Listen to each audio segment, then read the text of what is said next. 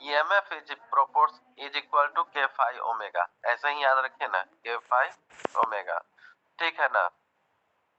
So omega speed को अगर constant कर दीजिए, ठीक है ना, स्पीड को अगर कांस्टेंट कर दीजिए, देन आपका जो है EMF इज प्रोपोर्शनल टू क्या हो जाएगा, is equal to some constant K dash omega हो जाएगा, ठीक है। सो अभी E और K के ओमेगा, ये जो है सीधा का सीधा एक स्ट्रेट लाइन का इक्वेशन है, ठीक है ना, ये सीधा स्ट्रेट लाइन का इक्वेशन है। इस साइड E होगा, सॉरी ओमेगा नहीं लिखना था, सॉरी ओमेगा फिक्स कर दिए हैं, फाई के बराबर हो जाएगा। और फाई जो है कुछ और नहीं बल्कि एक्साइटेशन IF के प्रोपोर्शनल है, समझे, फील्ड फ्लक्स के प्रोपोर्शनल। तो ये जो है इस साइड में IF और इस साइड में E होगा और ये एक स्ट्रेट लाइन हो जाएगा, समझ गए ना। तो ये आपका स्ट्रेट लाइन है मोस्ट ऑफ द टाइम, हमेशा नहीं होगा, एक समय आएगा जब ये सेचुरेट कर जाएगा, ठीक है। यही है कर, हाँ और एक चीज था कि अगर आप इसका स्पीड बढ़ा दीजिए, ठीक है ना, अभी आपको 1000 पर जैसे दिखा है, अब अगर स्पीड जो है हम लोग बढ़ा देते हैं 2000 कर देते हैं, ठीक है ना, तो क्या कर्व कैसा होगा, अगर स्पीड बढ़ा दीजिएगा तो कर्व आपका, सीधा सा बात है, स्पीड बढ़ाइएगा तो कर्व क्या होगा, आपका जो EB का जो मैग्नीट्यूड मिलेगा वो क्या मिलेगा, अब ज्यादा मिलेगा। स्पीड राइज कीजिएगा तो EB भी जो आपका क्या मिलेगा, ज्यादा मिलेगा। तो इसलिए ये कर्व जो है ना थोड़ा सा अपवर्ड शिफ्ट होगा, अगर स्पीड बढ़ाइएगा तो कर्व ऊपर की तरफ शिफ्ट होते चला जाएगा, समझे ना। तो यही है मैग्नेटाइजेशन कर्व।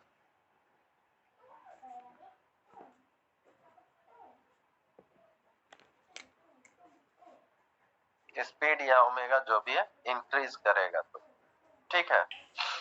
चलिए नेक्स्ट देखते हैं एक्सटर्नल कैरेक्टरिस्टिक्स।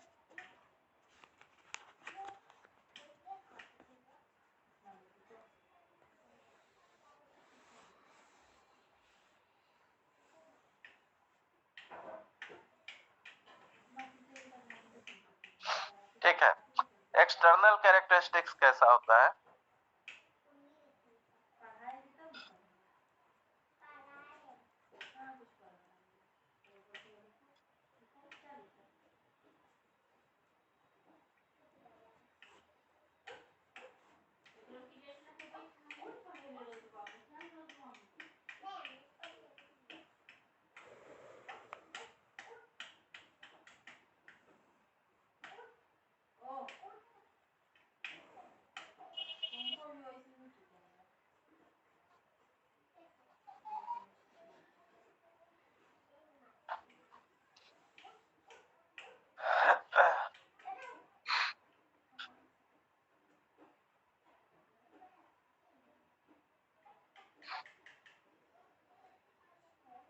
ठीक है।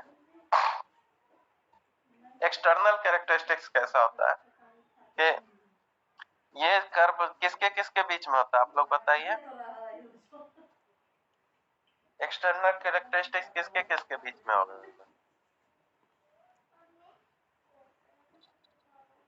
फील्ड करंट और आर्मेचर करंट। नहीं नहीं नहीं, सर वोल्टेज और terminal voltage and load current के बीच। हाँ टर्मिनल वोल्टेज और लोड करंट, करंट। ठीक है। तो अब इसका जो है मतलब प्रेडिक्ट कीजिए कि ये कर्व किस तरह का होगा। हम लोग अब जो है प्रेडिक्ट करना चाहते हैं कि लोड करंट अगर वैरी करेंगे, लोड करंट को अगर राइज करेंगे, देन मतलब लोड करंट राइज करने का मतलब है ये जैसे जैसे बढ़ते जा रहा है 0 1 2 3 4 5 ऐसे जैसे जैसे बढ़ाओगे तो टर्मिनल वोल्टेज पर क्या इम्पैक्ट पड़ेगा, टर्मिनल वोल्टेज कैसा होगा, ठीक है ना। तो यही स्टडी है एक्सटर्नल कैरेक्टरिस्टिक्स। तो बताइए कैसे कैसा होगा। तो इसके लिए सबसे पहले हम लोग जो है दो क्वांटिटी में वेरिएशन जब भी स्टडी कर रहे हो तो बाकी सब क्वांटिटी को कांस्टेंट बना दो, तभी पॉसिबल है। तो एक्साइटेशन को हम लोग कांस्टेंट कर देंगे। अभी पहले क्या था, एक्साइटेशन ही चेंज कर रहे थे, अब जो है एक्साइटेशन को कांस्टेंट बना दो, ठीक है ना। तो एक्साइटेशन जैसे कांस्टेंट बनाओगे तो क्या हो जाएगा, EB इज इक्वल टू क्या है, K फाई ओमेगा। फाई क्या हो जाएगा, कांस्टेंट। एक्साइटेशन कांस्टेंट तो फाई भी कांस्टेंट, ओमेगा भी अगर कांस्टेंट बना दो तो EB क्या हो जाएगा, कांस्टेंट। कोई नंबर कुछ भी होगा कांस्टेंट होगा, ठीक है ना। तो IF को जैसे आप बनाएंगे, ये EB जो है IF को जैसे कांस्टेंट कीजिएगा फॉर अ कांस्टेंट स्पीड, किसी खास स्पीड के लिए, ठीक है ना, कांस्टेंट स्पीड के लिए EB जो है ये भी फिक्स हो जाएगा। ये समझ में आया? Hello, yes sir. अच्छा ठीक है, पहले अटेंडेंस बोलो थोड़ा। EB आपका क्या हो गया, कांस्टेंट हो गया। अब हमको बताइए इस EB को कैसे मेजर कीजिएगा। यहाँ पर आपका ये EB आपका कांस्टेंट हो गया, हम इस EB को मेजर करना चाहते हैं, कैसे मेजर कीजिएगा।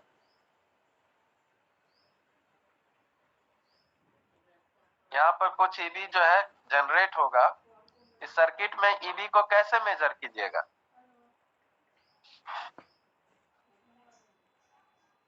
हेलो,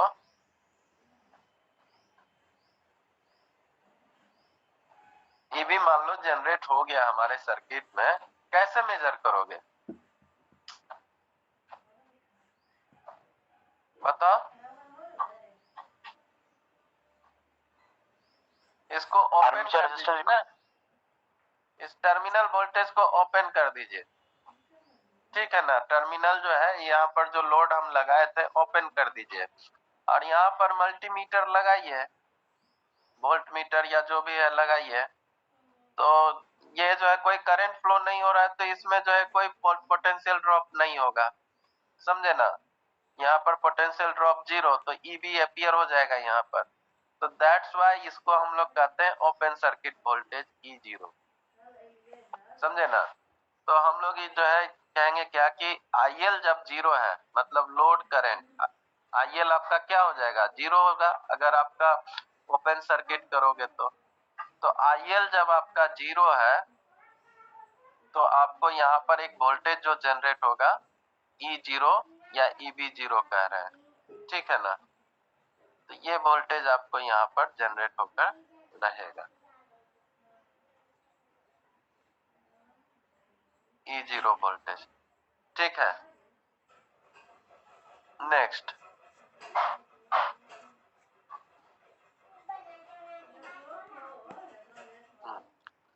अब हम लोग जो है IL को फर्दर राइज कर रहे हैं।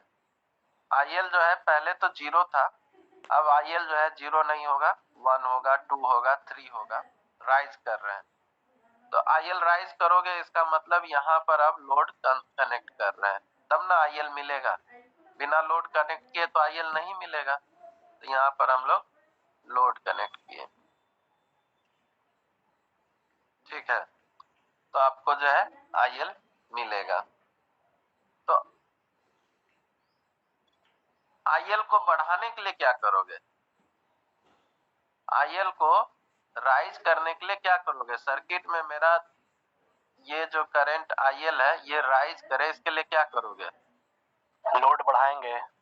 यहाँ पर पैरेलल में लोड को, पैरेलल कनेक्शन देखिए, यहाँ पर पैरेलल में लोड को बढ़ाते जा रहे हैं। तो क्या होगा, ये मान लीजिए कि 2 ओम है, ये 2 ओम है, तो आपको रिजल्टेंट क्या मिलेगा, 1 ओम। रेजिस्टेंस घटेगा, ठीक है ना। तो रेजिस्टेंस घटेगा तो करंट IL जो है राइज करेगा, IL is equal to EB by resistance, ठीक है ना।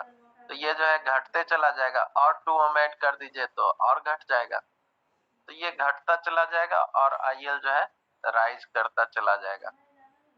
क्लियर है ना? तो IL तो आप राइज करते चले जाइएगा, ठीक है ना? तो उसका इम्पैक्ट क्या पड़ेगा आपके टर्मिनल वोल्टेज VT पर, क्या इम्पैक्ट पड़ेगा? VT क्या होगा? वोल्टेज ड्रॉप करेगा सर। कैसे? लोड करंट जब बढ़ता है तो सर वो टर्मिनल वोल्टेज को अफेक्ट करता है डायरेक्टली। हाँ, कैसे? इसको कैसे लिखिएगा?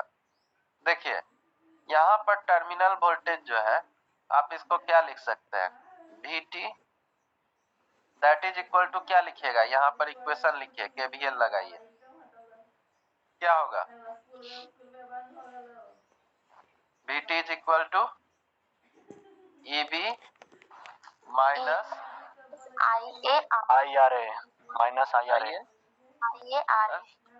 IA, ठीक है। या फिर आप इसको ऐसे भी लिख सकते हैं, VT is equal to EB minus ILRA, क्योंकि यहाँ पर IA इक्वल टू IL होता है सर, इसीलिए। हाँ, होता है नहीं, इस सिचुएशन में है सब कंसीडर कहना हाँ हाँ इसीलिए। हाँ, इस सिचुएशन में सेपरेटली एक्साइटेड जनरेटर है, तो इस सिचुएशन में IL is equal to IA है, Yes, sir. ठीक है। चलिए, तो अच्छा सर, इसमें लोड करंट ऐड नहीं होगा? क्या ये जो चाहिए? equation IL तो यहाँ है ना, तो IL is equal to IA होगा, क्योंकि देखिए यहाँ पर आर्मेचर करंट, आर्मेचर में जो करंट फ्लो कर रहा है वही करंट लोड में भी जा रहा है, डायरेक्ट है, समझे ना?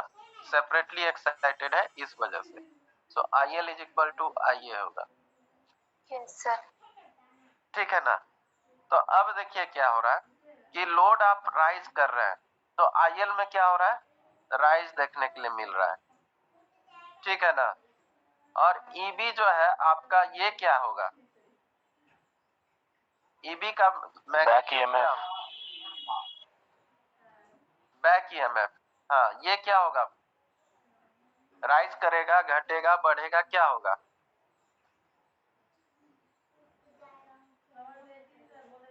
बताइए। घटेगा सर। घटेगा। और कोई स्टूडेंट बोलिए, EB पर क्या इम्पैक्ट पड़ने वाला है?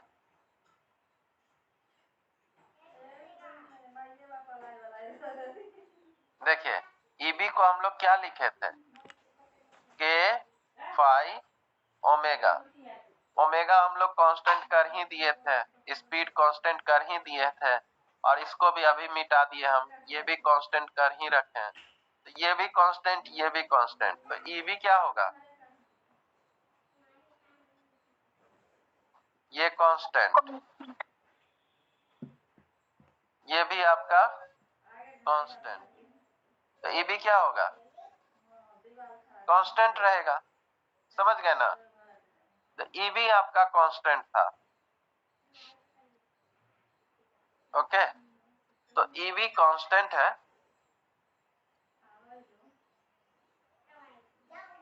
हेलो, आवाज जा रहा है कि दिक्कत हो यस रहा है? सर, आ रहा है आवाज। हाँ, तो EB आपका कांस्टेंट है और IL जो है आपका राइज कर रहा है, तो ओवरऑल VT क्या होगा? VT ड्रॉप करेगा सर। VT ड्रॉप करेगा, सभी कन्विंस कर रहे हो? समझे ना? Yes, sir. हमको तो दो ही स्टूडेंट का सुनाई दे रहा है, और कोई तो कुछ कर नहीं रहा है, ठीक है। तो VT आपका ड्रॉप करेगा, समझ गए ना? तो E0 से जो है आपका VT जो है, E0 मान लीजिए इस तरह से था, तो अब ये कुछ इस तरह से ड्रॉप करेगा,